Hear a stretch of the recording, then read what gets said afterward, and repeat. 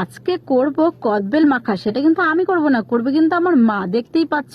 আর মাকে অনেকদিন ধরে বলছিলাম কদবেল খেতে ইচ্ছে করছে, আর প্রায় শীত শীত ভাব কিন্তু পড়েই গেছে। আর শীতের সময় কিন্তু এইসব মাখা টাকা দুপুরে ভাত টাত খাবার পরে কিন্তু দারুণ একটা আমেজ আনে। তো দেখো আমি লেবু গাছ থেকে এখন লেবুর পাতা পেরে নিচ্ছি, আর মা এখানে রীতিমতন ধনে পাতা লঙ্কা সবকিছু এখানে একদম জলে ধুয়ে টুয়ে রেখে দিচ্ছে। আর বেলটা কিন্তু জাস্ট দারুণ ছিল। দেখো বেলটা আমাদের মাখা হয়ে গেছে। এখন এখানে নুন, লেবুর পাতা আর লঙ্কাগুলো খুব ভালো করে মেখে নিচ্ছে।